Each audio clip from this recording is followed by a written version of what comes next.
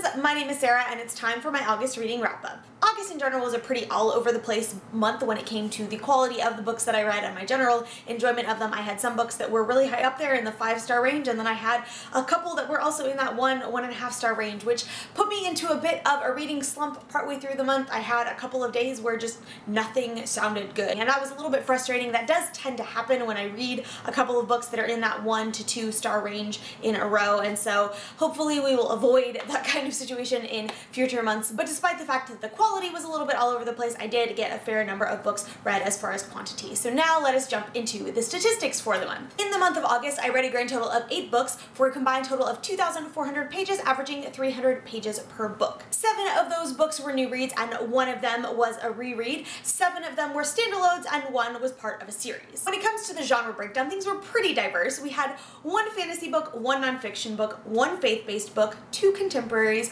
1 mystery thriller, 1 dystopian, and 1 play. 7 of the books were for an adult audience and 1 of the books was for a young adult audience. When it comes to the character diversity, 2 of the books were nonfiction and therefore had no characters.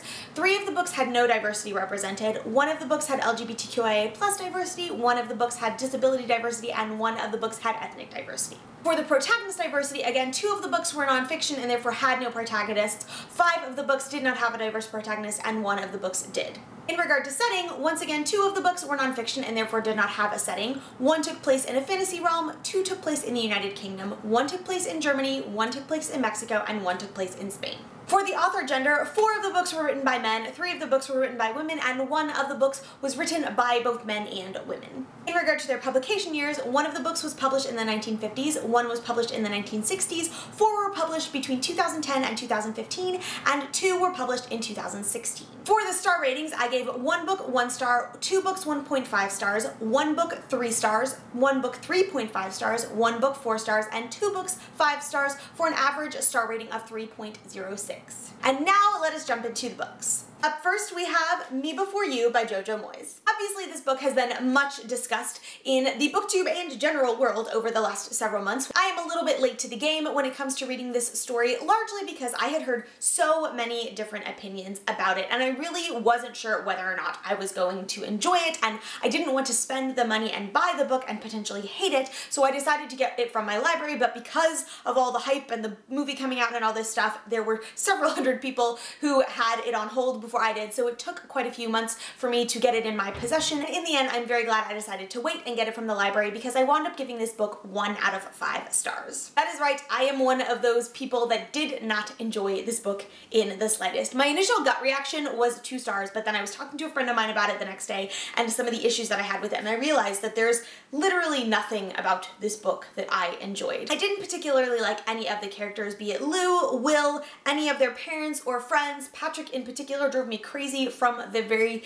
beginning, and so there wasn't really any love of individual people for me to grasp onto as I was reading through this story. The quality of the writing itself was pretty meh. It wasn't awful by any means, but it also wasn't good enough for me to notice how great the writing was. And the story, I had so many issues with the story and the potential messages and themes that could be gleaned from this particular book. There are several different options that I could see for the message that Jojo Moyes was trying to get across when she wrote this book, and basically none of them are positive messages, and I just have a whole slew of other issues with the way that things played out and the reasons for certain things happening and character growth and all of this other stuff, and so yeah, 1 out of 5 stars, definitely would not recommend. Up next we have The Scorch Trials by James Dashner. This is the second book in the Maze Runner trilogy, which is a YA dystopian series, and I'm not going to say anything about the plot because it is a sequel, but I read The Maze Runner earlier this year. I gave it 2 or 2.5 stars, I don't remember exactly, and this one was even worse. I gave it 1.5 out of 5 stars and ultimately made the decision to DNF the series after finishing this book. I didn't particularly love most of the characters that we met in the first book, and I had a lot of issues with things like the world building and the writing and the character development in general, and all of those issues were just magnified and even worse in this particular book. I literally did not care if any of these people survived the next trial they were going through. Things just got more and more ridiculous the further and further we got into the series, and it felt like every single chapter ended in that really irritating way where it tries to give you like a false sense of urgency. And this is like maybe a nitpicky thing, but the number of times that Thomas, the main character, falls asleep in this book just boggles my mind. I looked it up and I want to say it's like 29 or something like that. 29 times in one book. This kid falls asleep 4 times in like 2 pages, and I couldn't handle it. I couldn't handle it. So, like I said, I decided to DNF the series. 1.5 out of 5 stars. Definitely would not recommend. Up next, we have Essentialism by Greg McKeown. Essentialism is basically the idea of minimalism, but for your life rather than your stuff. Instead of this idea of cluttering your actual possessions and getting rid of the physical clutter from your home, Essentialism is about clearing clutter from your schedule and the rest of your life and finding those essential things, the things in your life where you are making the highest contribution to the world and the things that give you the most joy and delight and excitement, and clearing out the other stuff so that you can really focus on the things that matter to you personally. In many respects, this is sort of the natural extension of my minimalism journey. Now that I have basically gotten my entire home decluttered, I've been starting to want to extend the idea of minimalism and clearing out the unnecessary things to the rest of my life, including my schedule, my eating habits, all sorts of other things. And so this was a very timely book for me to read. I wound up giving it 4 out of 5 stars, and I really enjoyed a lot of the questions that Greg McKeown asks. He gives you a lot of things to think about and asks kind of hard questions like, if you could only do one thing, what is that thing you would actually do? What are the places you are giving the highest contribution to your life? What are the things you are doing that are distracting you from the things that you actually care about? And he talks about different things that we often neglect just by default, like sleep and play and all sorts of other things. And so if you are in a place in your life where you really feel like you're just kind of overwhelmed with all of the stuff that you feel like you have to do, or if you're just feeling overwhelmed by your schedule and busyness and all this stuff and wanting to sort of clear some of that excess from your life, I would definitely recommend picking this one up. Up next, we have The Spy Who Came In From the Cold by Jean Le Carre.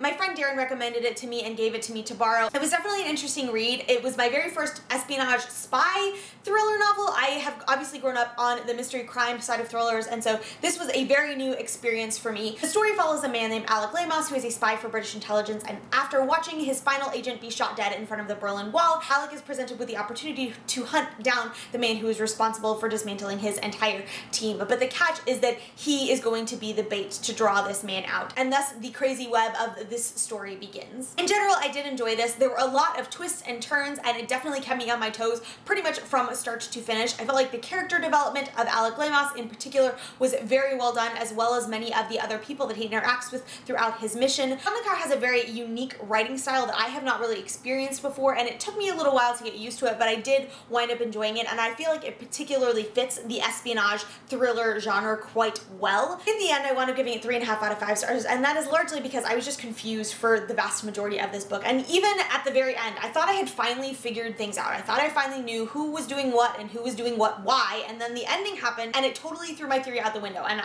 I'm still kind of trying to figure out what I think actually was going on and what actually happened now. Up next, we have Till We Have Faces by C.S. Lewis. This was a reread for me. It is one of my all-time favorite books, and like every single time I have read it, I gave it 5 out of 5 stars. It is a standalone retelling of the myth of Cupid and Psyche, and despite the fact that I absolutely adore this book, I fully recognize that it is not for everyone. It is a pretty dark story, and in some respects is sort of like the original Wicked type story, where you get the story from the evil character's perspective. In this particular case, from the ugly stepsister that we often see in Cinderella type stories. In many respects, it's really hard for me to talk about this book because I have read it so many times and I love it so much, but I adore C.S. Lewis's writing style. I think his development of Auril as a character is fantastic, and it's one of those books where you're reading it and you're kind of going, okay, what's the point of all of this? And then you get to the very end and he does his C.S. Lewis mic drop, and it's just like, holy crap, man, you were a freaking genius. This is actually C.S. Lewis's favorite book that he ever wrote, and if you are a Lewis fan and have never picked it up before, I highly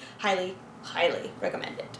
Up next, we have Present Over Perfect by Shauna Niequist. Shauna Niequist is one of my all-time favorite authors. I am convinced that she is me, just 12 years older with an excessive love of cheese that I, as a lactose-intolerant person, will never be able to understand. Present Over Perfect is her newest book. It came out August 9th. I picked it up the very same day, read it within the week, and it is exactly what I needed to read right now. The subtitle for the book is Leaving Behind Frantic for a Simpler, More Soulful Way of Living, and in many respects, it is sort of like Essentialism in practice. It is a chronicle of Shauna's journey from living an overworked, overwhelmed, stressed out, emotional breakdown kind of lifestyle to living in a way that is simpler and slower and more focused on the things that matter most to her. In so many ways, this is exactly what I needed to read as I am working on simplifying and slowing down and de-stressing my life. And so if you are in that place where you are feeling overwhelmed and overworked and overstressed, or if you feel like the life you're living is not the kind of life you want to be living, if you're living it because you were supposed to or you should or it's responsible or whatever, I highly recommend picking this one up. I will be doing a full video review on it in the coming weeks where I discuss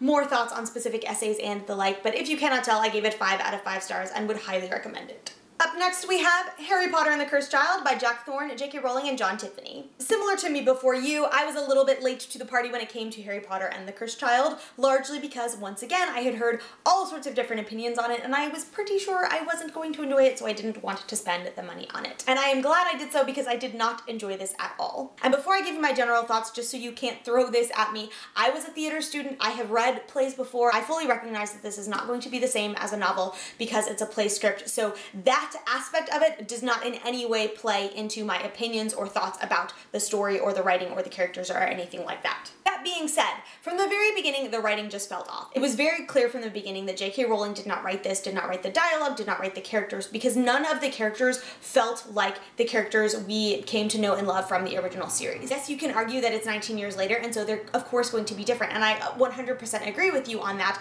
but the thing is, they didn't feel like the same characters 19 years later. They felt like completely different characters. There were so many things that the characters said and did that were completely incongruous with the characters that were developed in the original series. On top of that, there are so many things that have to do with the world that J.K. Rowling created that just didn't make sense within the original series, just based on sort of the rules and precedents that she set forth in that original series. They did not seem to carry over to this new story, but the biggest issue I had with this is that the entire premise for this play, the entire reason all of the things in this play happen, makes no sense within the context of the original series. Like, literally 0 sense. I cannot say any more about that without spoiling it. I'm not going to do that if you haven't read it, but literally the catalyst for this show makes 0 sense whatsoever. And so in the end, there was just too much suspension of disbelief required for me to be okay with pretty much anything that happens in this show. On top of that, going back to the distinction between the play and the novel, this just didn't feel like a very well written play. When you have a play script, there are 2 main elements you have. Of course, the dialogue between the characters and your stage directions. Like I said, the dialogue between the characters already just felt off, but when you added the stage directions into it, it was just, it was weird. Like, they felt too descriptive at points. It almost felt like the stage directions were trying to be a novel but not trying to be a novel at the same time, which just made for this really weird dichotomy where it felt like the playwright was giving you too much direction, which is the responsibility of the director and the actors, not the playwright. And I had a lot of issues with this, both as a story in general and as like an actual medium of a play. In the end, I wound up giving it 1.5 out of 5 stars. That half star is for the occurrence of Scorpius Malfoy. He is the only thing about this play that I enjoyed. He was delightful and wonderful in every possible way, but I pretend that everything else about this play does not exist. I do not know if I will be doing a full video review on this, mostly because, like I said, I am a little bit late to the party, and I feel like a lot of what I have to say about this has already been said by other people, but if you would like me to do a spoilery review with my individual thoughts, please let me know in the comments, and I am more than happy to do so.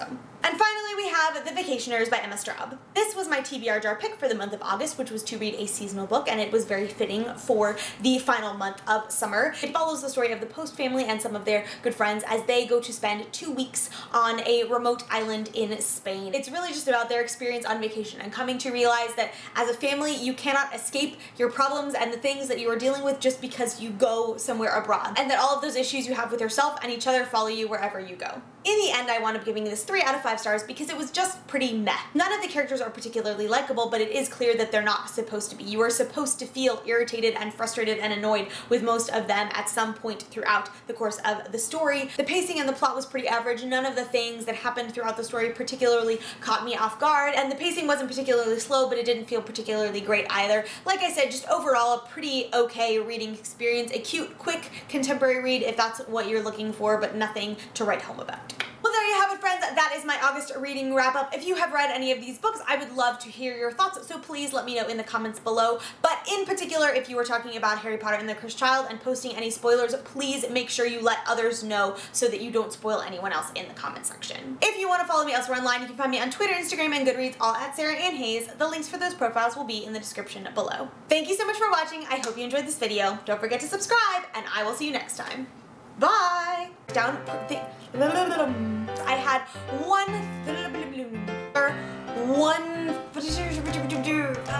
so close. Had disability, case from the ugly steps.